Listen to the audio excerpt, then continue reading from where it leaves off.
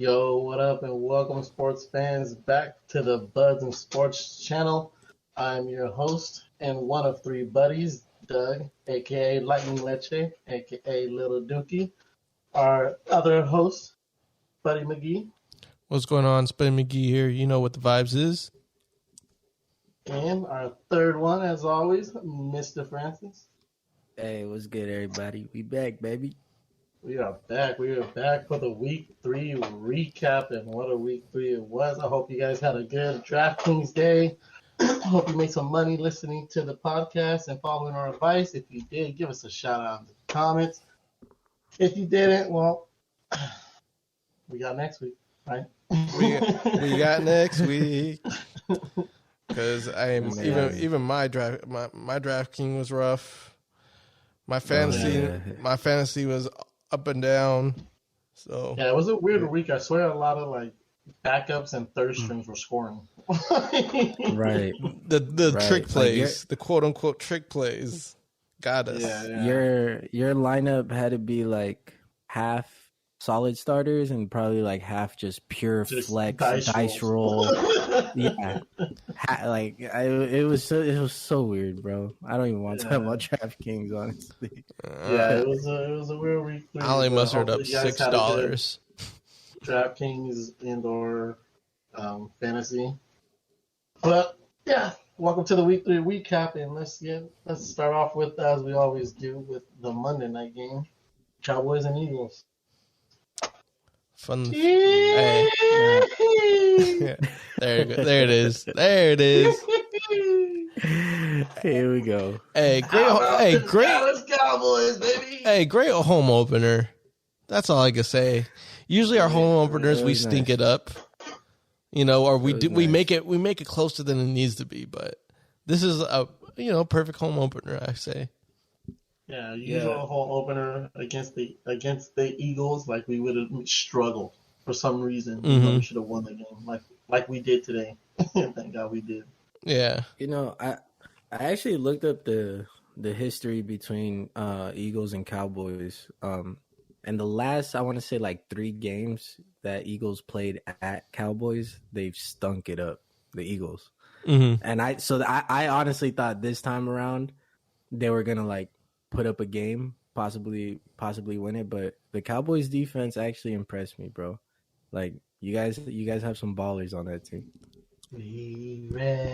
I think our defense is back to its bend don't break type of defense still. Like, I think we're back on that. I like it. I prefer that because, and also I feel like in a long time we actually have some people that are willing to be aggressive on the ball. Yeah, and I like that. I like that in especially in the defensive backs because we're in a pass era now, so. Obviously, people are just going to get their yards. So every now and then, you need people to cause the turnovers to make that shit happen. And we saw some big turnovers today. 2 big turnovers. One big one because that was the pick 6. The other one, the other one led to our own demise. I would say, but right. It is what it is. Turnovers are turnovers. We're able to attack the quarterback as well. So. Even with the broken down line, because we have a lot of injuries on the defensive line right now, but we were still able to cause penetration on the front. Speaking on that, now that you've seen Parsons at the DN position, do you prefer that he stays there, or would you like him to move back to his original position? Move back to linebacker, easy. Yeah. If we have the personnel to put that same type of pressure with Parsons at linebacker, then why not? Because that just makes Parsons a bigger threat, I feel. Because you could put him anywhere at that point. You could put him at linebacker. Right. You could put him over running back tight end because he's has that type of speed. The fact that he's a rookie but built like a linebacker, and they still said, you know what, go to defensive end, and he still caused that type of disruption. That's pretty. He was. That's pretty good. He was active all night. Mm-hmm. Yeah, he was. Because I mean, I'm pretty sure he's undersized, undersized for a traditional D end. You know, so I mean, and he was still able to do that. Now, granted, he's probably going to face tougher lines, but for the time being, right now, it's good that he's still able to use his speed to his advantage and cause all that shit with how underhanded we are right now at the D-line position. Yeah, because we are missing Lawrence. We're missing Lawrence. We're missing Gregory. We're missing even the backups, 2 backups from there because of some slight injuries. We're missing some nose tackles too. So, I mean... At 100%, you guys have so much potential. The potential's there. If the pieces came back, because I mean, it's no surprise that Diggs, after watching him play tonight, that he has 3 interceptions in 3 games. Yeah. You know, because he's just a very, very solid corner DB. You know, like his energy, and I like his play style. He was all over Devontae Smith tonight. Like he didn't let Devontae Smith do shit. And I get. Go ahead. No, you go. You finish. It's cool. I like. Granted, like Devontae Smith like fell on his route on that pick 6, but it was Diggs was also in the perfect position to clean up on that mistake. Yeah, sometimes that's all you need. Like, yeah, that wasn't an easy catch either. But the thing about that pick 6 too, like the best case scenario for the Eagles in that situation was him just breaking it up. That was already an ugly play that was happening. Like Diggs jumped the route and he was already in motion to do that. Now the trip does help into Diggs' matter because now he's getting uncontested. But I think it was either going to be a pick or like swatted down. Swatted down. You know, so it was already looking bad. But to go in on how Diggs is playing, I'm gonna give it credit to Dan Quinn, defensive coordinator, because that's the type of style that he likes and brings to the table as defensive coordinator. You know, before he was head coach of the Falcons, he was defensive coordinator of the Legion Boom. So you bring that type of style into. You see the physicality. And I liked the Diggs pick when we picked him up, basically 2 years ago. But now, only in his second year, he's already showing it, which is great. Last year don't count because it was a clusterfuck last year, and you know I'm glad we don't have Mike Nolan no more.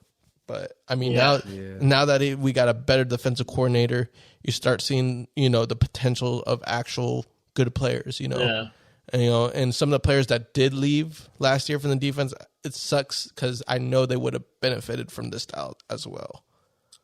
But they're showing out. They're showing out on the other teams that they're on that I like. So that's good for them. That's the thing to me. Like that's always been the Cowboys' Achilles heel. It's never the players. It's never our talent. I swear, for the past 10 years, going into every football season, I feel like that's the one thing I always do with the Cowboys. On paper, they got the most talent. You know why? Because our offense is trash. Our offense is straight garbo. Like if we had the Steelers' office, if we had the Patriots' office, we'd be the greatest show on turf. We'd be unstoppable, blowing things out. We'd be looking like the next undefeated team. But we can't do that. Like even watching tonight's game and how happy I was the way we won showed me Cowboys is finally breaking away from doing their usual bullshit. Because any other year that would have been a close game for no reason. You know, one of those games where it's like Dallas needs to blow them out, and they don't. But we went out there and we did our shit. But I mean, the first quarter, certain things the first quarter was kind of scary. Play calling is the first quarter's play calling was kind of sketchy. Like doing that type of play call in the end zone wasn't a fan of. And then I mean, obviously the review fucked us over, but at the same time, I feel like we could have went a different route for that goal line play that ended up, turnovers and downs.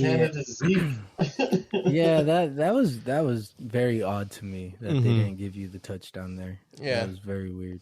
Like I said, come on now. Like I said, first quarter was a little weird. I'm like, we're going back to our usual ways, Gonna complicate this game. Exactly. Yeah, I was shaky first quarter. Let me tell you. And then things that wasn't a good play call. Things got a little better though.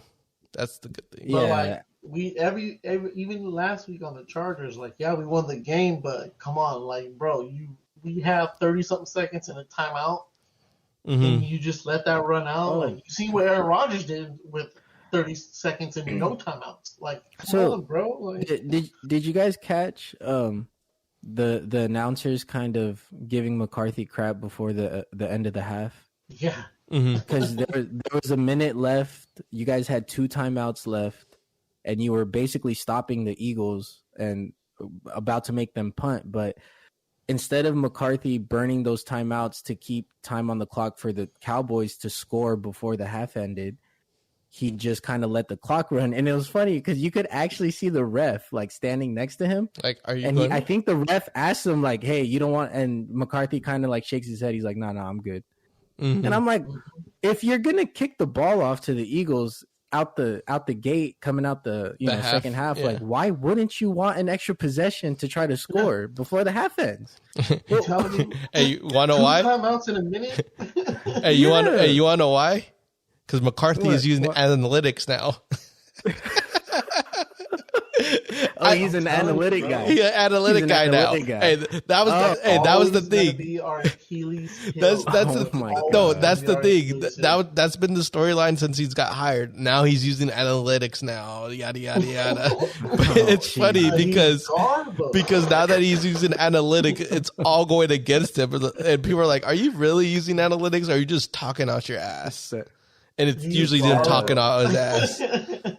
It's kind of funny because, him babbling on last week about the whole timeout situation with the Chargers, people were like, "Oh, he's lying from his teeth. He's just, he's just talking shit." I didn't see the clock. Oh, sorry, I thought we were fully prepared to see the clock. Like, no, go. Why was your intent why was the intent to try to win the game with a 55-yard field goal when you had time and timeouts? Right. 30 seconds in a timeout. Yeah. And you're like, we could win this. And the ball with no timeouts and 2 plays down a field goal. We could win this with a wide left, which we did. Yeah, and they actually brought that up too. Yeah, they brought that up too about his time management in the last game.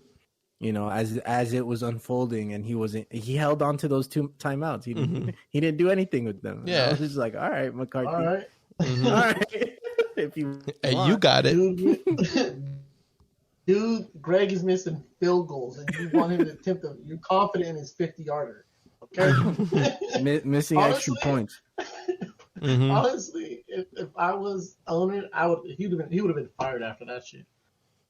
Bro, you're confident in a 50-yarder. Dude is missing field goals. He missed one the first game. He missed one the ninth.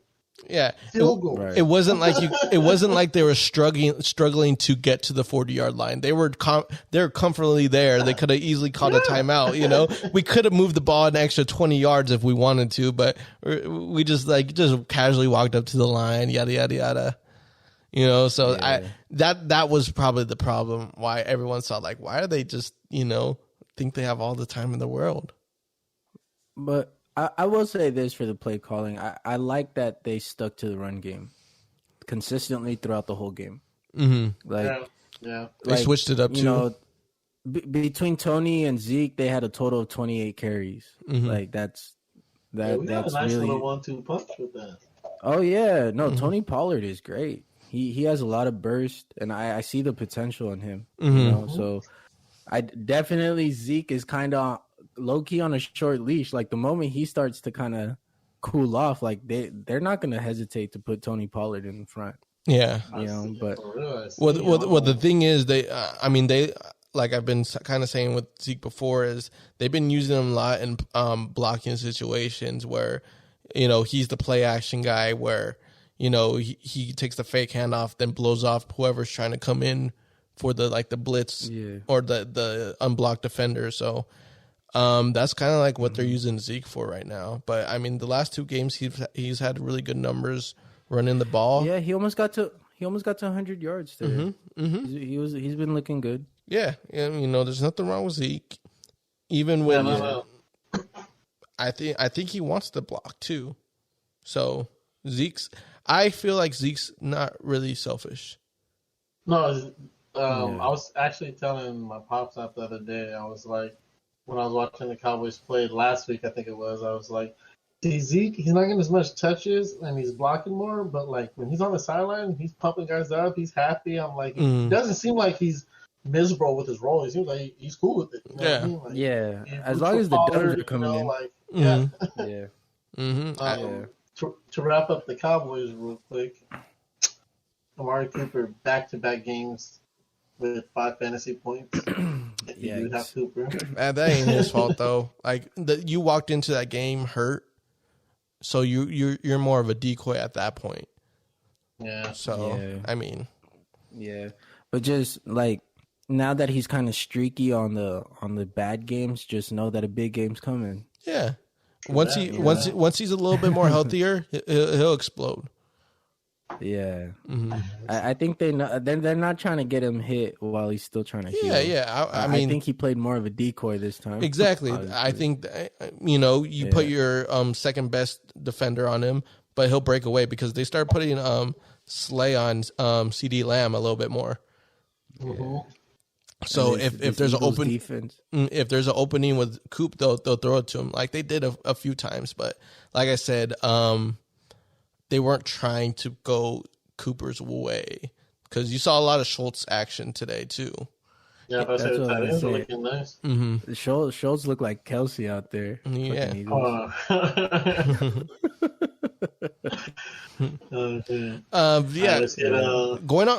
off with the Eagles before we dish this game real quick. No, that's exactly what I was going to say. Let's talk about Eagles. Just talk about the Eagles. You know what? Their defense ain't that bad. The defense ain't that bad. They did get chopped up, as the score goes, but the offense wasn't helping them that much, to be honest. Yeah, but even like, I don't know. I know you guys were giving Hurts a hard time, but like even sequences like that before the pick six, like I said, he hits Goddard in the hands, he drops it. And the thing is that Goddard catches that, Goddard's probably 20. Scores, that's 20, honestly. 30 yards. That's 20, 30 yards. Minimum. Yeah. So Goddard drops it. Very next play, Devontae Smith falls, and then pick six. Like, I just, no one is helping Hurts. Not his O-line, not his receivers. Like, nobody is helping this guy. And he looked frustrated. He looked frustrated. He looked zoned out of the game. Yeah, he looked zoned out because there's one when you saw Tevon Diggs break up a play with Devontae Smith, he was basically talking to Hurts. These guys are all teammates at one point at Alabama. Oh yeah. So he was just talking to Hurts, and Hurt looked like unfazed by it, but in a bad way, like oh yeah. Like get out my face type shit. Not even that though, I'm done with this game. And then Eagle fans, like I know you guys hated watching this game because of how many holding calls were there? There's a how lot. Many flags. There's holding. There was illegal person downfield because they jumped the gun on screenplays. The linemen. Yep. So it just looks sloppy. I know this is a new coach and new like offensive coordinator, but shit, like. Third week. This new coach does not look like he can polish shit up. Like shit just looks like a mess. I mean, another side note is, did you catch him? I guess in the pre-games wearing the Beat Dallas shirt. No, I did not see that. So apparently he was wearing Beat Dallas shirt, and he's really embracing this rivalry. Okay. Some people clap it up as a good thing, like way to get the guys going. Some people are like, yo, like this ain't college, Hey, I'm kind of like, you know what, whatever, it's good if it's a motivation for the whole team, cool, whatever. But I don't think it's a bad thing. Some people say, they're not good. So all I'll say about that is if you're gonna do that, come with something better, bro. Like make it more of a game. Yeah, don't wear that shit and then That shouldn't get read. I ain't gonna lie. If Andy Reid did that during his days, I would be I would say fuck Andy Reid, but for a good way, because all types of names. Because at the same time, at least Andy Reid had the shit to beat us, you know. Yeah. So like it made sense if he wore it, but like the only thing you beating is I ain't gonna say it. All right, next game. Next game. All right. Oh shit! Right. Hey, Francis. Yes, sir. Yes, sir. I'm gonna let you start off with this Packer-Niners game. Oh man, why are you gonna do that to me? I'm honestly, sorry. I didn't get to watch this game, and I just know that Aaron Rodgers did his thing, and the Niners right now, they're hurting, especially in the DB position. So, was I surprised that Aaron Rodgers was lighting him up? Not really. Mm-hmm. What surprised me was how long it took for our offense to get going, to get clicking. I don't know why we come out cold sometimes. And I tell my, me and my brother we're Niner fans, so I talk to him, but I tell him that I don't know what it is, but Shanahan's on some of these plays, they don't look solid. Like some of these plays look sloppy, honestly. And stuff in the first quarter type shit. Yeah, just the timing of stuff, like even certain jet sweep plays, like the toss doesn't look. It just doesn't look like how when other teams execute it. Is what I'm saying. It just. I don't know. There's plenty of times where I'm like, "Ooh, that was sketch." Do you think Shanahan has a problem with complexity when it comes to the offense? I don't know how complex the offense can be, but like I feel like that could be an issue. Because I know timing is a thing, and I know we're all professionals, but I mean, if you notice why are we always sluggish in the first quarter, like you as a coach got to make that change, because I do notice that with the Niners as well. Like sometimes, I mean, there's times that they're running up the score, then you got a game like this where you can't have a slow start against the Packers when they're on, then especially when Aaron Rodgers comes out like that. You can't have a slow game. But I think that's part of the problem, is that Shanahan is a complex type of play caller, and he demands a lot from his players. And I think there's just so many little details to the playbook that they don't get to necessarily like get a lot of reps with each play. So, and you can tell, like on certain plays that get called, you can tell that they did not have a lot of reps on that play. Like it looked like it was barely executed the proper way. The timing was a little off, and it's just like, but I mean, at the same time, like we on the other side of that, there is the potential to put up 40 to 50 points on a team. You know what I mean? And it's just having a better first 10 to 15 plays, like that's something Shanahan can improve on. It's like your first 10 to 15 plays, like just get them settled in, get them warmed up. Don't call anything too fancy. Yeah, that's the important. But I feel like the first 10 to 15 plays or the first 2 to 3 drives have to be crisp, because I mean that's momentum right there. That like it's hard to beat momentum sometimes, and even if you have an off drive or two in the middle of the third and second quarter, you end up getting back on your groove, because you're going to be like, we're off these last 3 drives.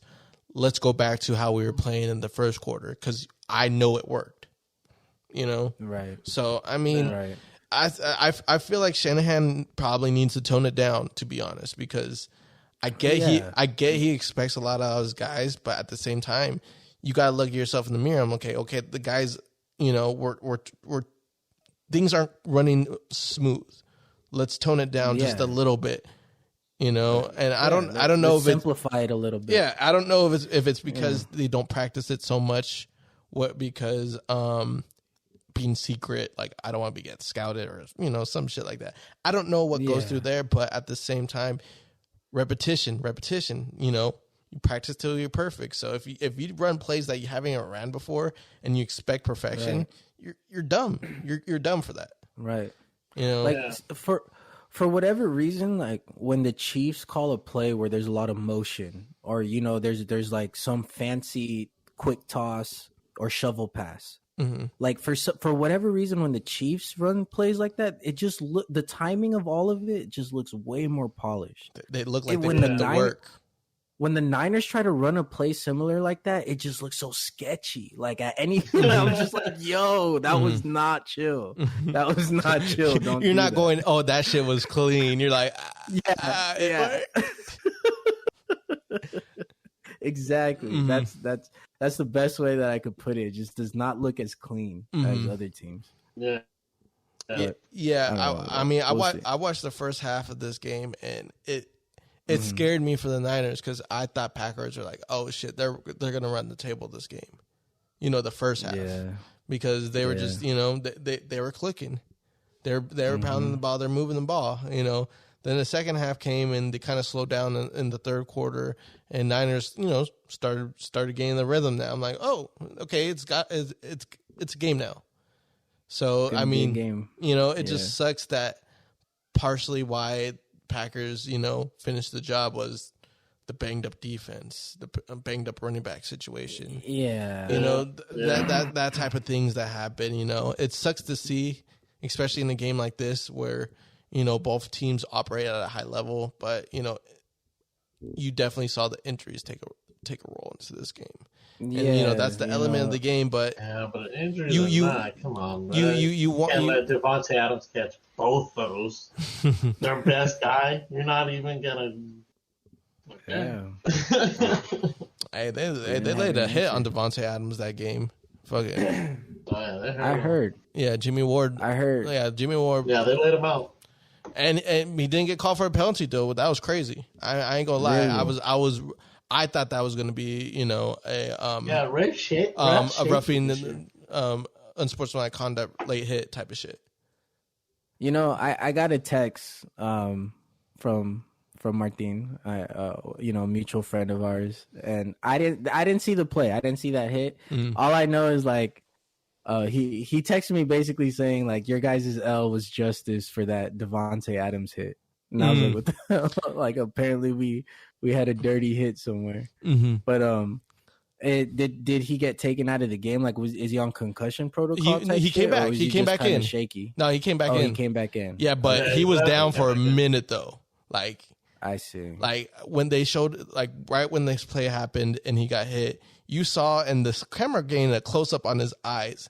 His eyes looked like he was out of it for a quick second. I was like, "Oh shit!" They let him back in. They let him back in. Yeah, I don't know what they did. You know, but when he was on the sideline, he looked ready to come back in. So I was like, "Oh shit!" You know. Yeah, but I just got shaken up. You know, me judging the hit, he did leave with his helmet. You know, he was a defenseless receiver. If we're using that. Was it dirty? Yeah. I don't know. That I want to say no. I want to say no, but it was definitely a penalty should have happened, I feel. Yeah, it should have been a flag. Yeah, it should have been a flag. Was it dirty? No. You know, because obviously when you get that type of penalty, people automatically like to throw, you're dirty, you're dirty, you're dirty. I'm like, chill. Chill. Was the play wrong? Yes. Was he dirty? Not going that far. You know, was he riding dirty? We don't know him like that. Mm-hmm. All I gotta say, Francis, 37 seconds. That's 37 seconds. That's That's the time they let Aaron Rodgers do his work. And it's funny. It's funny when they gave the ball to Juice, and he scored. I was like, that was the best thing the Packers could do, is because they could have tackled him at like the 2-3 yard line. Yeah. But they kind of like let him like have it like he hit a guy and he just pushed him back, and I was like, fucking smart defense. You just let him in, and Aaron Rodgers has time now. Mm-hmm. Exactly. I'm like, that's the best shit, because if Juice would have got stopped at the 2 yard line, they would have scored again. They would have scored. They would have scored, but it would have been like 7 seconds left on the clock. No time. Yeah, no time. So, I think that was the Niners' mistake. They should have ran it. They should have ran it a little bit more. I forgot what down it was, so maybe it was urgent, but I forgot what down. But I feel like they should have tried to run it down just another 10 seconds. That's the resume that Shanahan has. Whenever he has had to run the ball, he doesn't. So, that's just for whatever reason that follows him in situations. Yeah, you can't leave too much time for Daryl from The Walking Dead. Aaron Rodgers, because he's good. There it is. There it is, Dougie. There it is. In this league where 30 to 40 seconds is enough time. It is enough time. Is he really good? Yeah. And it's crazy because remember the first week everyone counted the Packers out like, oh, Aaron Rodgers ain't in it. I was skeptical because he's my fantasy quarterback. I'm like, Aaron, you good? You good? Let me see 2 weeks. Fam? Let me see 2 weeks of work. 2 weeks of work. I'm like, all right. He's not at the tip top, but he's still there. He's winning games. You see how happy he was when he won, though, man? Because the Niners have taken him out of the playoffs too many times, and he's always wanted to play for that team. So he's pissed that they passed on him. Not only that, I can even remember last year, same time frame, Sunday Night Football. They got smoked last year. Oh, we usually beat the Packers like that. It's just this time he had his night. He had his night, and he had his night this time. So, he's still enjoying football, everyone, or at least being on the Packers. So let's stop it. Let's all stop it. Let's stop that. He's in a light. In the post, after the game and the interviews, he's in a good mood. I'm Aaron Rodgers, and I don't want to play for Green Bay because I'm a baby. Shut the fuck up. As you can tell, Doug loves Aaron Rodgers. Yeah. He just wants to have tequila with the boys. Yeah. I'm over this. Enough Rodgers talk. Let's go to the I thought was the game of the day. Chargers and Chiefs. Chargers and Chiefs. You guys walk me through this one, man. How did this one look? Nobody wants to win. Interesting. I can't tell by the score. First half, Chiefs will just turn over the ball like crazy. Claire fumbled again. Edward can't hold on to the ball. Claire fumbled. God, he fumbles every week, bro. It's not looking good, but at the same time, it's kind of like, who else have they got? They got to bring in. They got to bring in another running back. I feel, because if you're not, I'm not saying punishing Clyde, but you got to split that carries at that point. Like, hey man, you can't be. That's the thing. Every time he fumbles, you watch on the sideline, and you're like, damn, he's not gonna get in. And then you look on the sideline, you're like, actually, there's no one there. He is gonna get back in. Yeah, I mean, actually gonna get more touches. Yeah. Mm-hmm. Oh, you fumbled? Here's 20 more touches. Like, goddamn, thanks. 20 more touches. Damn, are you Bruce Arians?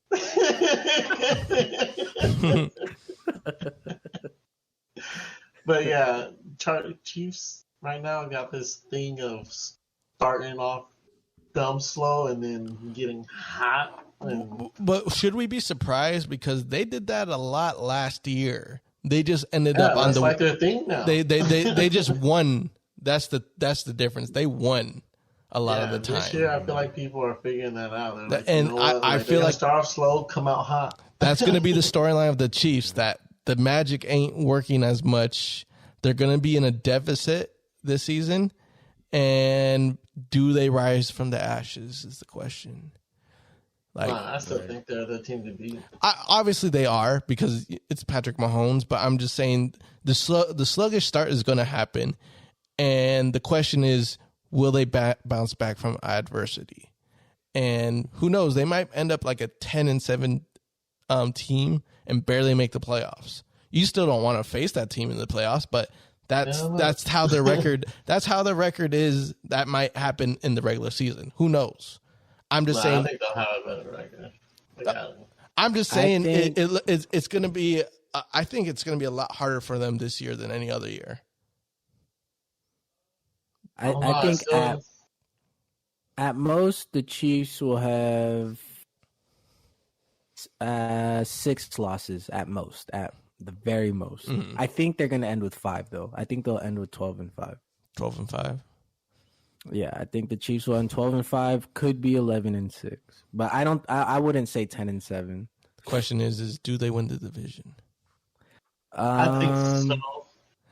Because nothing.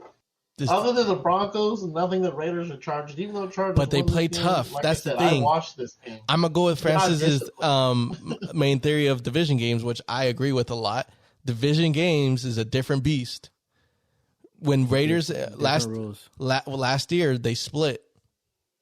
Raiders and Chiefs split last year, and both games it was in the Raiders' advantage. Oh yeah, so Raiders could have swept them. Mm-hmm. And again, when the Chargers play the Chiefs right there, could be another situation. That's already. Let's just say they could lose most of their games. Is three out of their 5 losses could be from the division.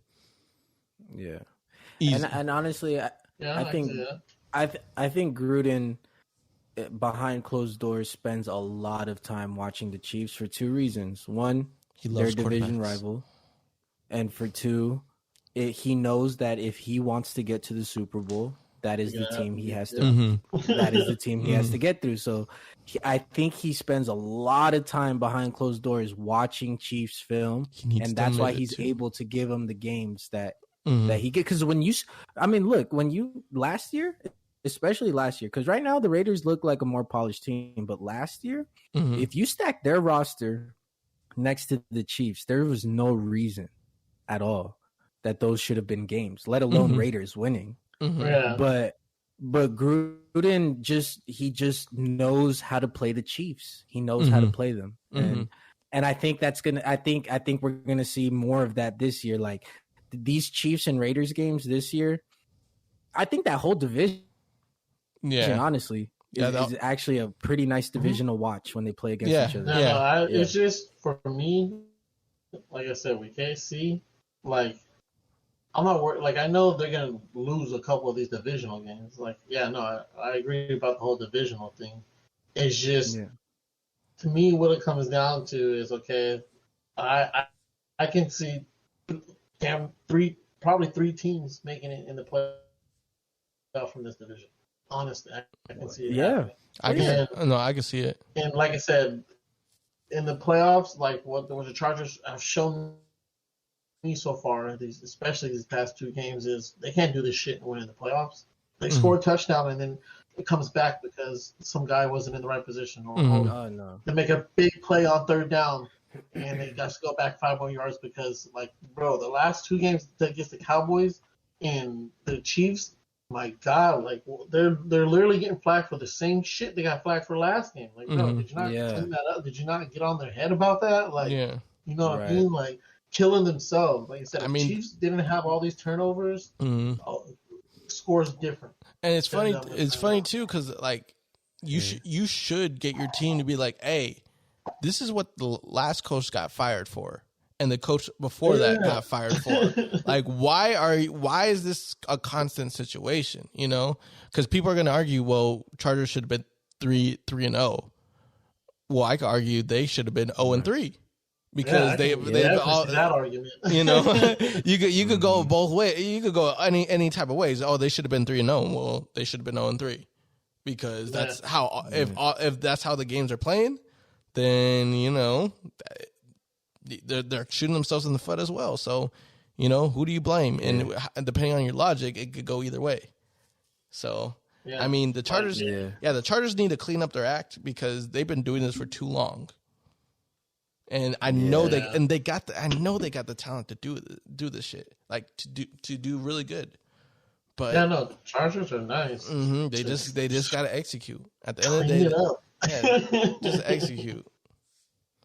But while we're talking about the Chargers, I do want to give Herbert his flowers. You went down there, you drove that bar, and you punched it in, buddy. Good shit. Yeah, he threw 4 touchdowns, man. Yeah. He put up 30 fantasy points this past week. I think he's starting to warm up. Yeah, it's like, going. I think moving forward, we're gonna see the Justin Herbert we're used to seeing. Yeah, you after beating the Chiefs the way you did, you got to be on a high. The confidence has to be through the roof right now. I mean, I just think the first two games are kind of anomalies because the yardage is there. Like when you look at how many yards he throws for, it's high. It's just the touchdowns weren't.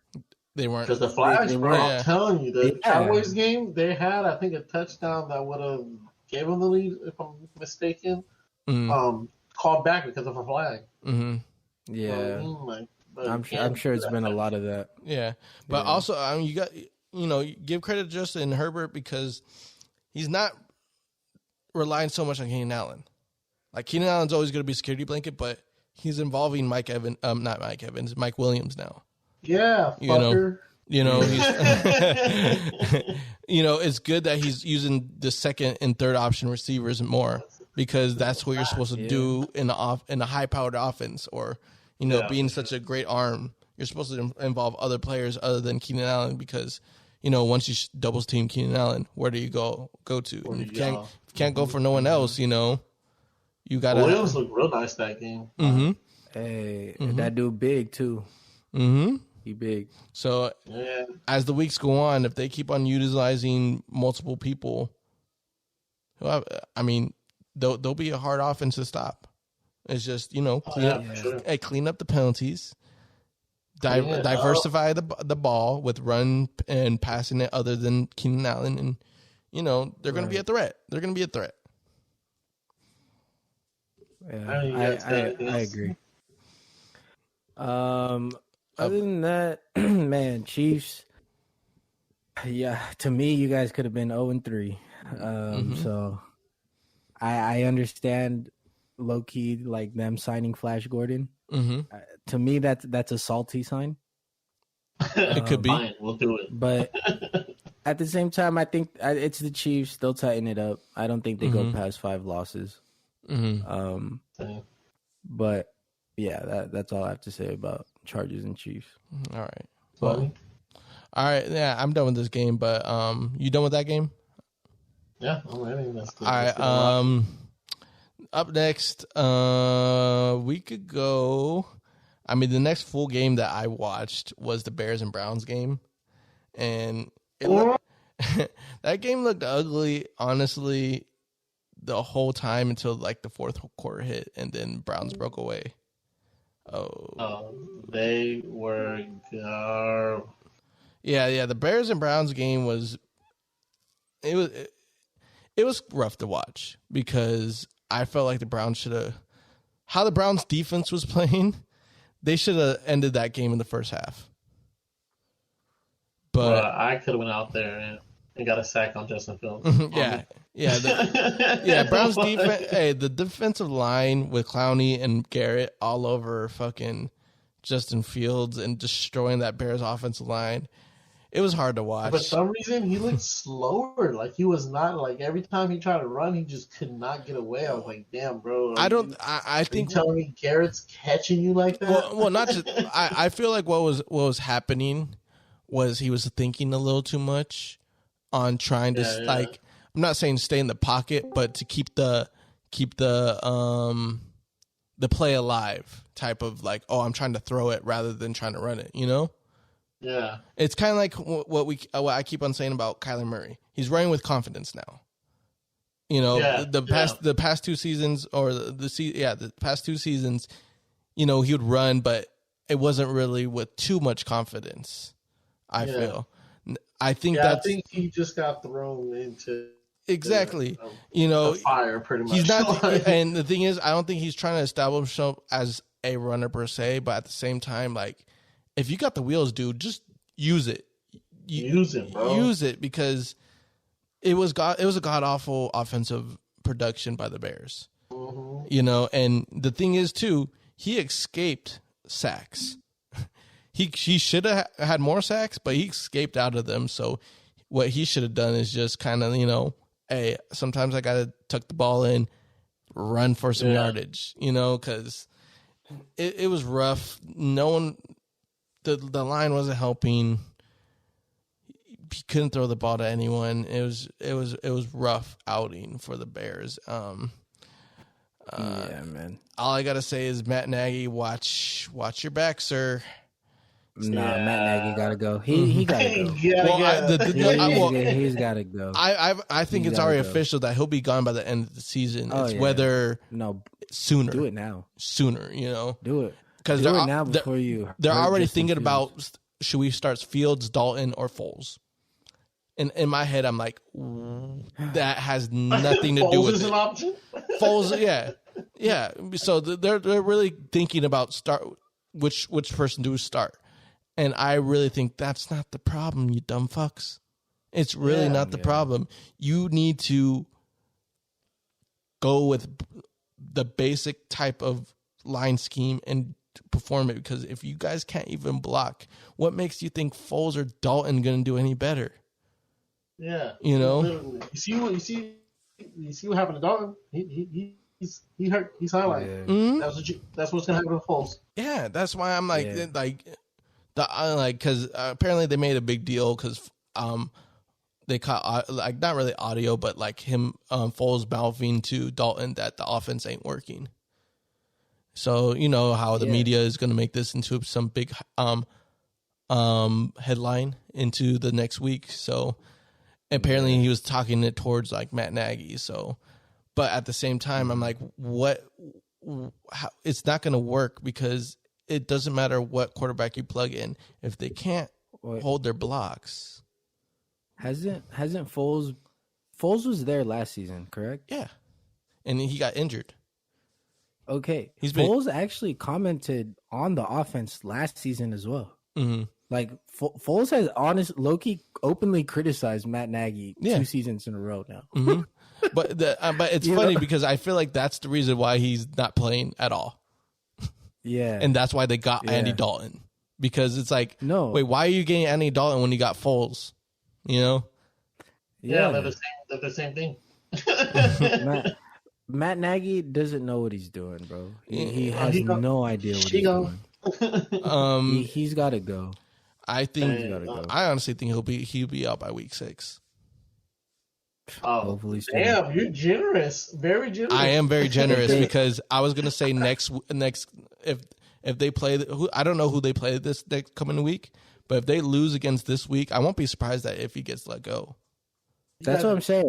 I give this boy till Thursday. I actually think if this next game they have as bad of an outing. Here's the thing, and I change it. If they lose this game, fired Matt Nagy. Because they're playing against the Lions. Mm-hmm. Oh yeah, and they're gonna lose. Mm-hmm. I have more confidence in the Lions than the Bears. I'm picking the Lions that game. Mm-hmm. I'm picking the Lions too. Honestly, I'm picking the Lions because here's the thing. Because here's the thing. After the Lions, they got the Raiders, they got the Packers, they got the Bucks, and they got the Niners. Yeah. Games that they're losing. Mm-hmm. Mm-hmm. Yeah. And if the Steelers defense is healthy, they got the Steelers defense to go against. Yeah. And then they got the Ravens, and they got the Lions, and they got the Cardinals. It's not going good. But I will say this, like, I don't know who's at fault for this. All I know is that on a lot of the sacks that I saw from that happened on Justin Fields, he held on to the ball too long. So I don't know if the plays that are being called, the routes that are being ran, like it needs more time that he doesn't have. Mm-hmm. But whatever is happening, he is holding on to that ball a second too long. Like, this is the NFL. I get it, but to me, I don't know. I think he has to release that ball quicker on a lot of those plays. But if that's the thing, if Matt Nagy's calling plays where he's not allowing a route to be that fast, mm-hmm. where Justin Fields can release it quicker, mm-hmm. then that's a problem too. Yeah, like you just don't have the O-line to call certain plays. Exactly. You know, go ahead. No, yeah, exactly. Like there are plays that Justin Fields held too long, but then there's like I was saying earlier, you know, Justin Fields, I feel like he could have ran it. But he was trying to keep the play alive. But, mm-hmm. you know, obviously no one's open. So now he got the situations where now these Browns defensive linemen are like, you know, tugging at him and shit like that. And now he's not comfortable to throw. So I definitely get that he was holding on to the ball too long, but I am also going to side with you that routes weren't developing and shit like that. And I still think, like I said, I still stick by my earlier statement. I still think the Bears are going to win a lot more games than people think this year. You think that? I just think he got thrown into, I don't know, man. Something about that Bears team, like it's just more of like. Did you hear me just read off the last few games after the Lions? Yes, they're garb. I know they're garb, but I'm saying like I think a couple of those names you read, I'm like they could get a surprise if Fields play to the potential I think he has. I'm not saying he's gonna be like Kyler Murray this year, but I think he can have at least like a. Nah, because that's giving him too high. I would say like a Dak Prescott type of rookie year, but that's too high. Hey, he's already late, brother. He's already late. Yeah, that's too high. more like a solid year. It's just I think he just played a really good defense. That's the thing. He's playing against really good teams the next couple weeks when it comes to defenses. I feel that will cause pressure in his face. So, but at the same time, I'm not aiming at the quarterback position. I'm aiming more at the whole offense as a whole, which also relies on the offensive line trying to hold everything down. So that's horrible. Yeah. But I think if he just, like I said, there was a couple of plays I did watch, and I'm like, my guy, I know you have the wheels. Take off. Yeah, it looks like you're trotting because you're still trying to pass. Mm-hmm. There's nothing. Your O-line's not protecting. And the thing is too, if he would run, the next couple of plays it would open it up because now you're like, hey, this guy's gonna run. So now it could create some type of opening with your receivers or things like that. So I don't know. Talk about the Bears kind of make me frustrated, but real quick on the other side on Cleveland, Browns did good, but I expected better. They're winning that division.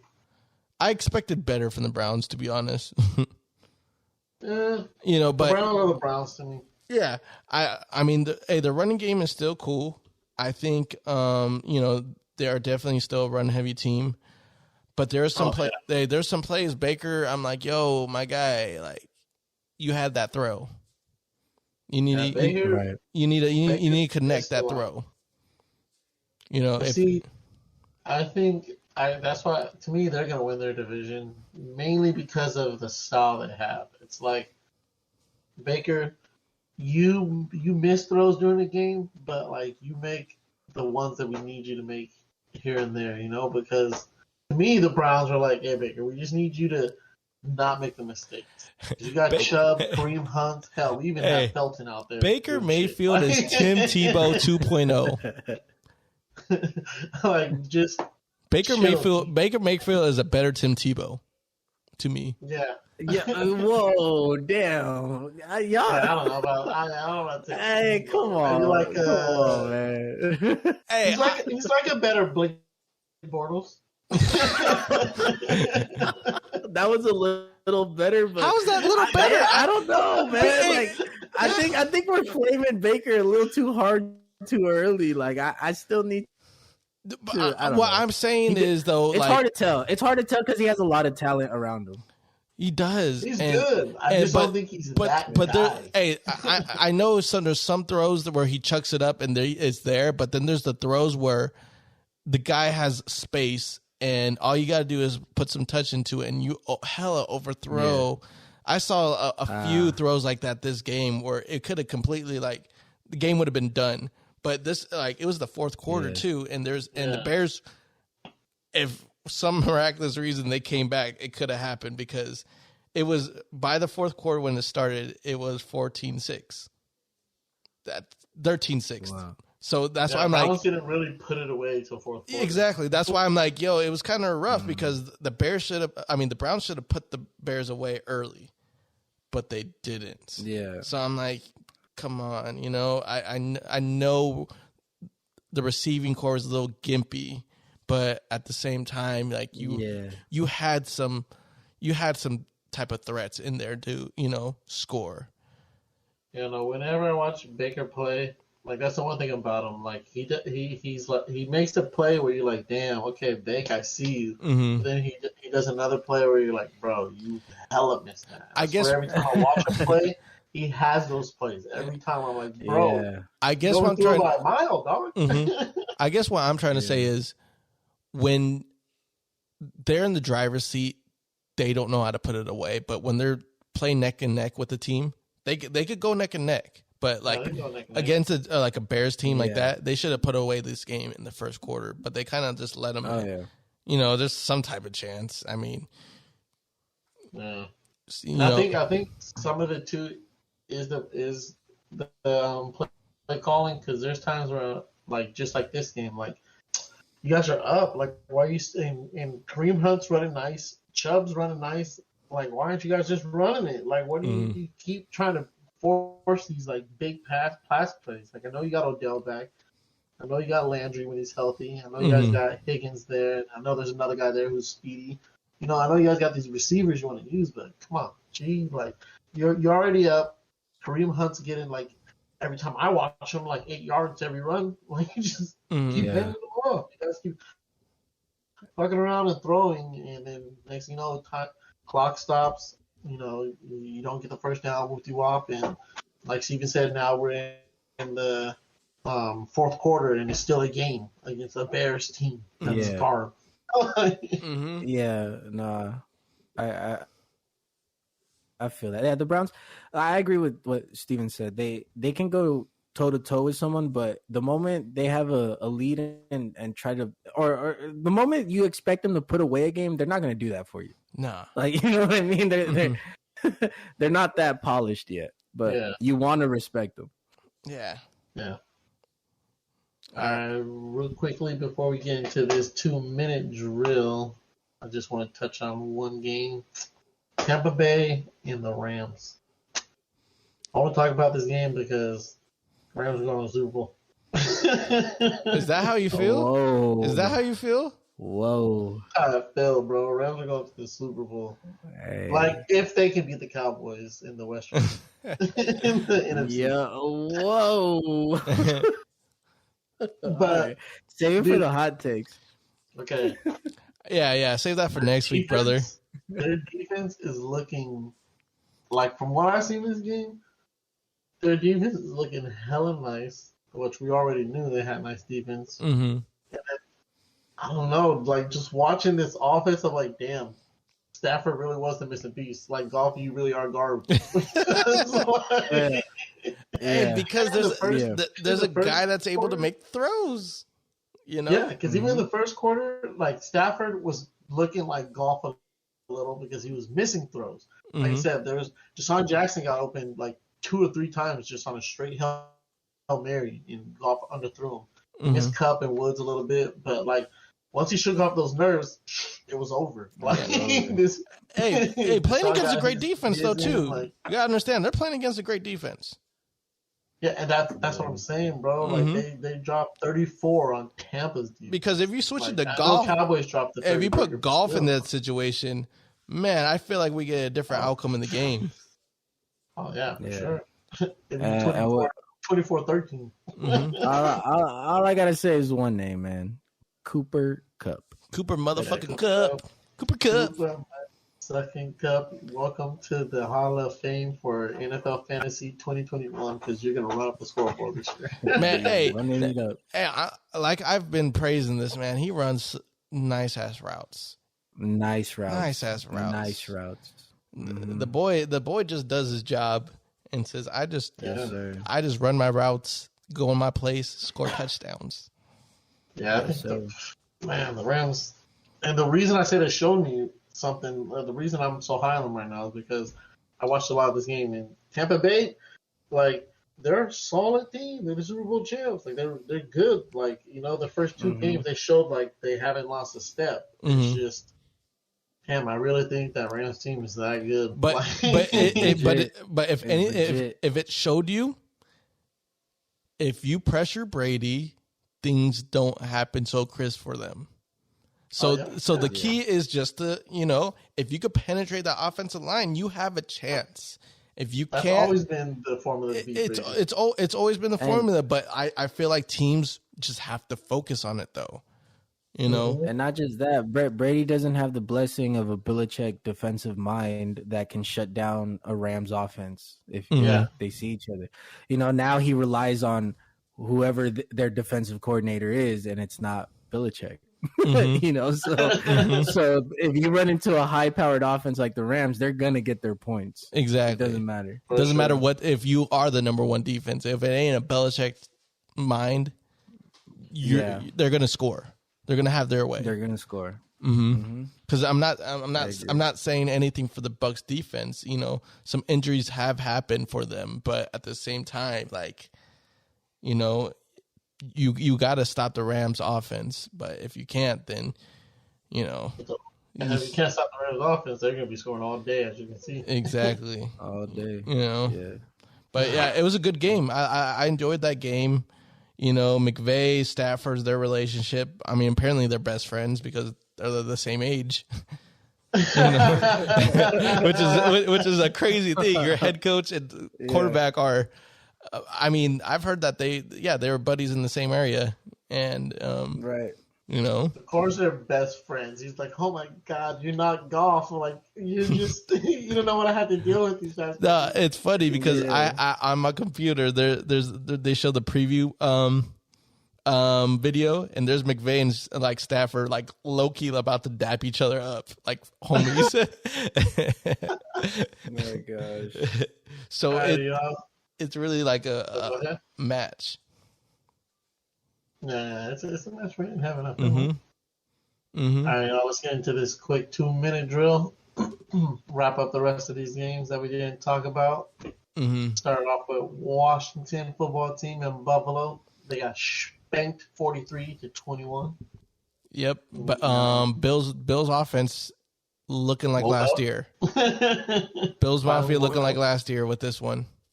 Nobody's circling the wagons like the Buffalo Bills. And I think we got to start accepting that maybe Washington's defense isn't as good as we thought it was going to be. Yep. You said start accepting? Yep. Oh, I accepted week 1. I said, thank you for your application. You are a barbecue chicken. Yes, cool. And I just feel if you could defend that pass rush, you're solid. You defend the pass rush, you're solid because we haven't heard nothing from Chase Young. Yeah. They've been stopping the D-line, and I think that was the most scariest thing of their defense last year. And now that a lot of teams stopped them, they're not so scary. So kudos to the Bills to exposing the Washington defense. Next about that new world record holder Justin Tucker with a 19-17 win over Detroit. 66, baby. The GOAT. That was crazy. He's gonna be the GOAT kicker now. Wild. He's gonna be the GOAT kicker.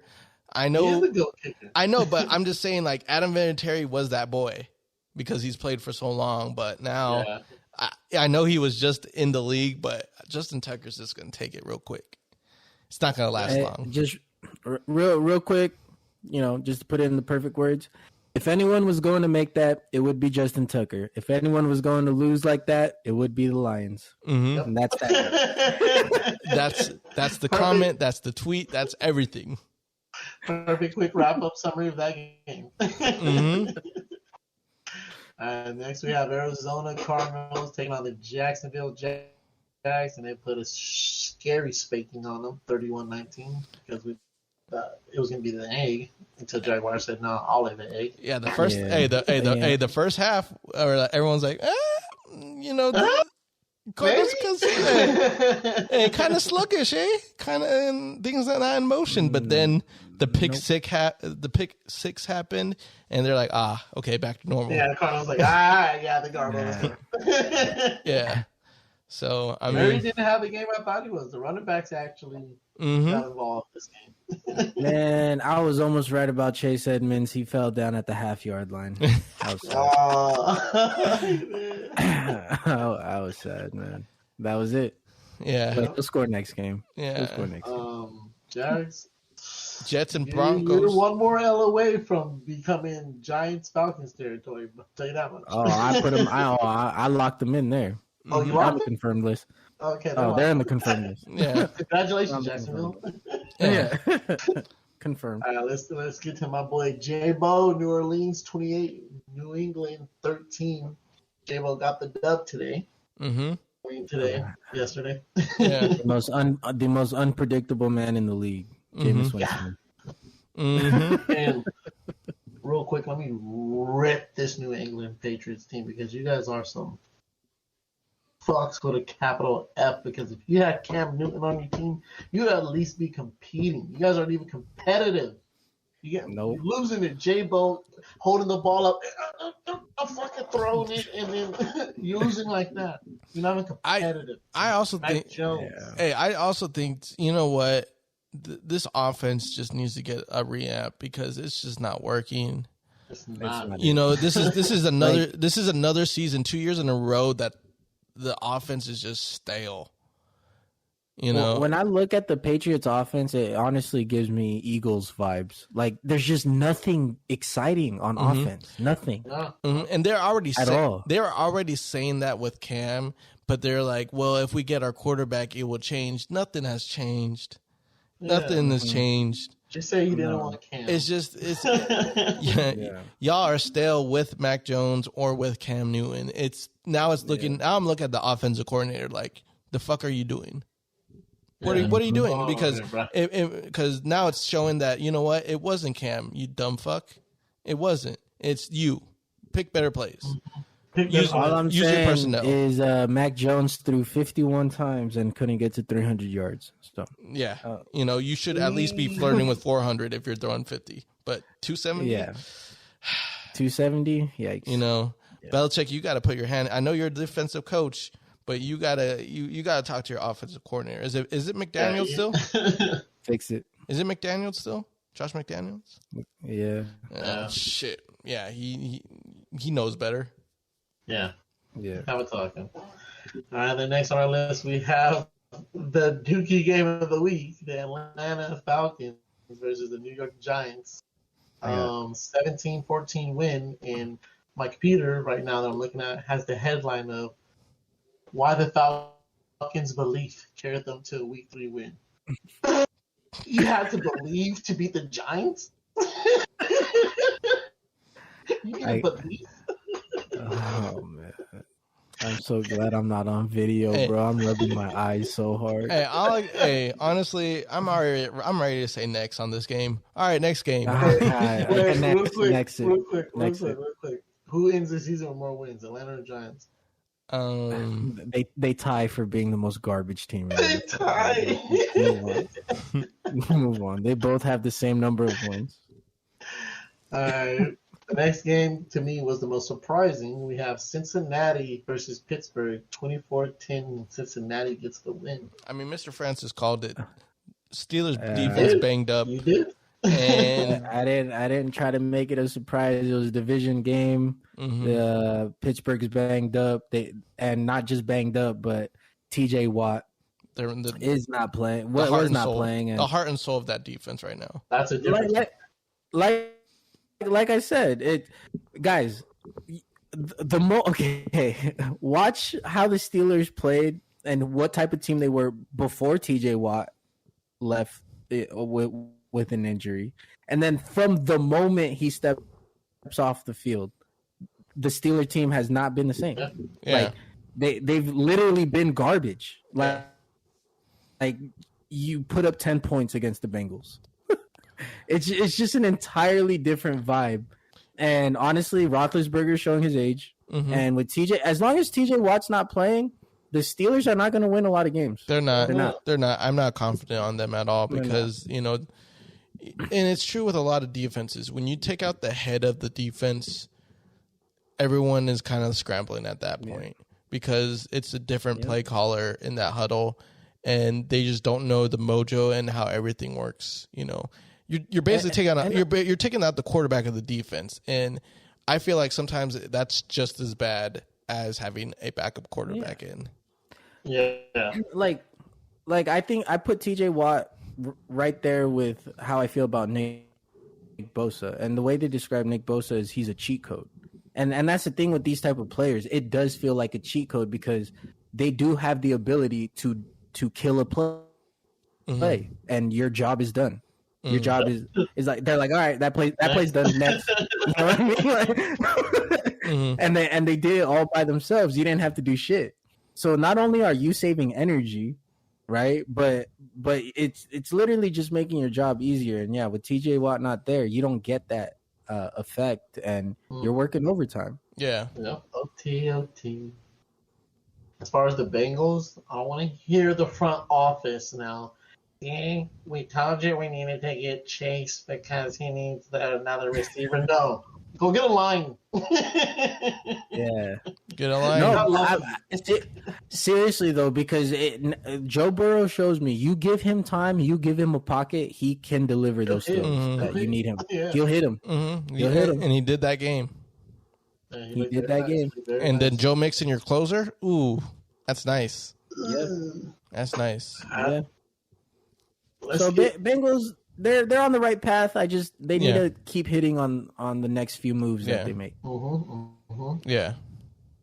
All right, let's get into the next game where I swear, no starters scored, all third strings. Indy and Tennessee. Tennessee won 25-16.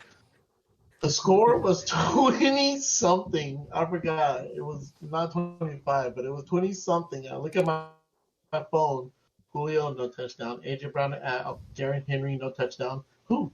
Who was the Titans. So what you're saying is Titans second and third stringers are better than the Colts second and third stringers. Yes. Yes. Yes.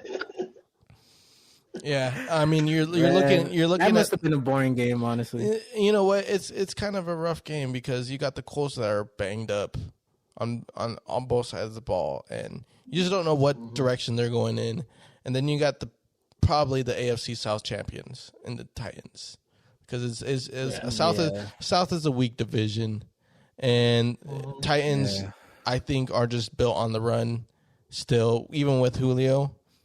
They're going to be built on the run and always going to be running, and it sucks they lost AJ Brown too, so he's going to be out for a few games.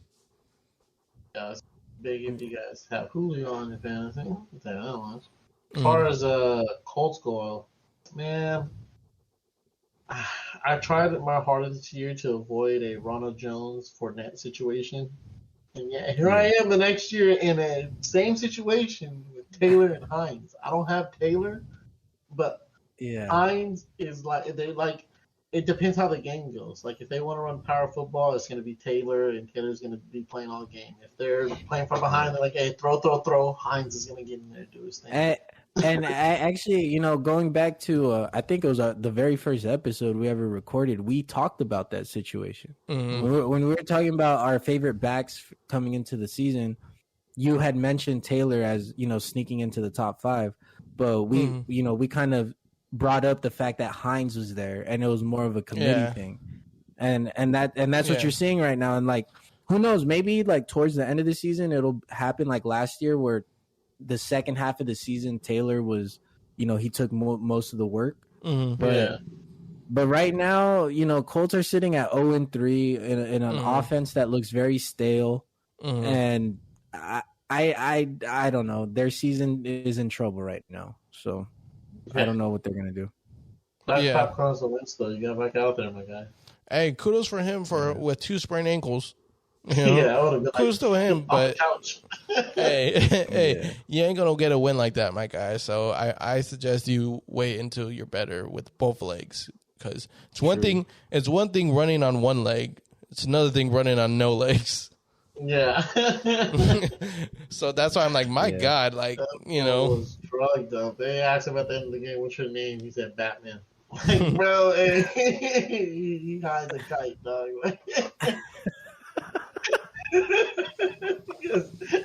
Bro, how you running with 2 sprained ankles, dog? You is a kite. They gave him the good shit.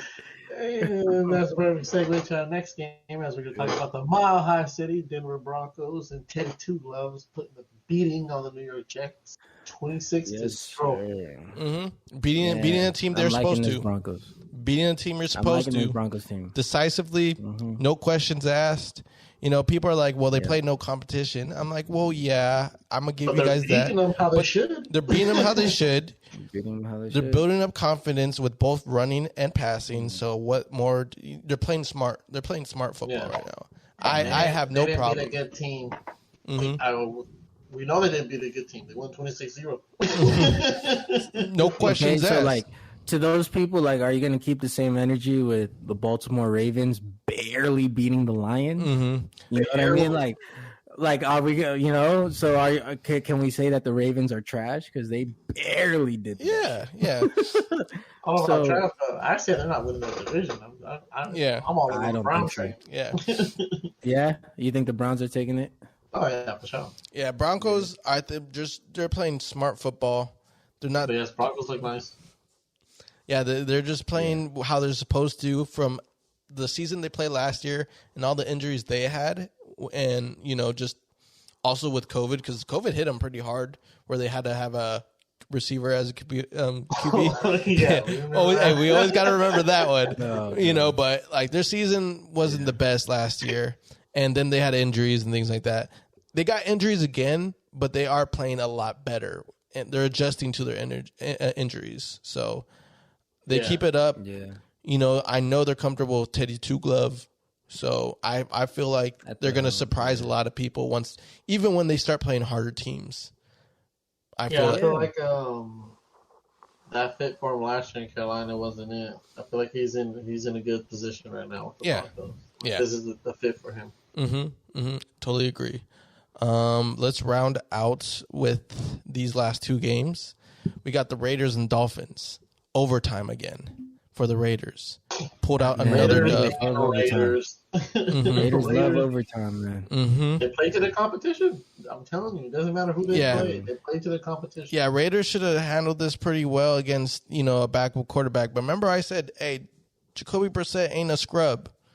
He was making plays. He was making plays, you know, so, I mean. He was making plays. I think he cut the fuck out of Abrams. Did you guys see that? Yeah, he did. Jesus Christ, bro. Brissett turned into Lamar Jackson for a split second, and Abrams just broke his ankle. Hey, I hold it back to the house. Took his ankles. Hey, Abrams, you let Brissett do Abrams, go pick up your legs, bro. I think they're starting to feel. That's why I said you give Brissett a whole game to prepare. I think he does damage. You know, he put up the numbers. It just didn't go his way that game. So yeah, I give him props. He played his heart out. He tried to get the dub. Yeah, it's just matter. It's just you know, can the Raiders keep this up? Playing these close ass games. You know, so I don't know about that one, Chief. I'm not fully on the Raider train yet. Yeah, AFC West is going to be very interesting. Raiders play the Chargers, so you know some momentum is going to shift definitely in that game. Monday night football in LA. And to round things out, we got the Seahawks versus the Vikings. I thought the Seahawks would have won in this game, but obviously I was wrong. I gotta say that y'all are trash. Yeah, I'm holding back laughter myself because you had Kurt, bitch ass cousins. Wow. There it is. His middle name. All I'm saying is, hey, Dougie, go check Kirk's numbers the last 3 weeks in fantasy. No interceptions. Go check his numbers, bro. This man is quietly putting up numbers, man. I don't know. Stop calling this man Kurt, bitch ass cousin, until he goes to the Super Bowl. At least you're not gonna win it, buddy. Just go there. Until then, you Kurt, bitch ass cousin. But I will say this: Seahawks, they're not even going to be close to winning the division. Nah, they're going to be. They're the worst in the division. Yeah. They're not going to compete for it. Their defense just ain't there. It's not there. It's not there. You know, I think it's all right for an offense to have an off game like the Seahawks did. But if the defense back to back letting 100 yards happen, they basically let 300 yards happen on the run, more than 300 in the last two games. together. Yeah. That's not good. That's not good. That's not going to get the job done. Mm-hmm. Nah, not against playoff teams. Yeah, exactly. So I mean, Seahawks kind of in trouble, my guy. Vikings, hey, great job getting your first win. Y'all like to score, but I mean, come on. Defense. Defense got to stop. If your defense gets on the plane that weekend, then you guys are solid. But sometimes, like, y'all be leaving your defense at home. Yeah, and good thing their defense came against Dangerous. Yeah, they actually showed up, which is crazy. It didn't look like it the first half. It looked like Metcalf was about to go off on them. Was about to. Yeah, it looked like I was like, oh, there's Metcalf's team. Yeah, but they shut it down. Yep. They were able to shut it down, so props to them. Yeah. Kirk, bitch ass guys as well. All right, everybody, that's going to wrap it up for this episode. Do we have any final thoughts? Anything you want to add about this week 3? So far football's been a little crazy every week, man. There's been curveballs every week. And for fantasy purposes, it's a terrible year for fantasy. I can imagine a lot of your lineups out there where maybe 4 of your players are going off, but the rest of them are just like, eh. Exactly. What happened? You might be that one team where everyone goes off, but the rest of the teams are like struggling with half their team. So I mean, one of my leagues, it's terrible. Other one, but then I have another league where I'm 3-0, so it's confusing. Yeah, I'm 3-0, 2-1, baby. That's how we do. And last thing I'm gonna say is next week, I hope the players stretch more. This week was the week of hamstrings. A lot of hamstrings. A lot of hammy. Yeah, get the stretch and eat your bananas. Hey, get the stretch. Eat your bananas. Warm up. You know, do the things you got to do so your hamstrings stay intact. Yeah, keep the hammies straight because hamstrings are a lingering injury. Trust me, I know. Hamstrings are no joke. One last thing before we all sign out of here. Last. Hold on. We them boys. We got Patty Prescott on our team, bro. Like, stop it. Stop it. I'm out, hey, bro. I'm a Cowboys fan, and I'm even this is Francis, and I'm out. Yo, hey, don't be mad because you got crazy. Jamarcus Garoppolo over there. Oh, shit. This fool got Jimmy Bortles.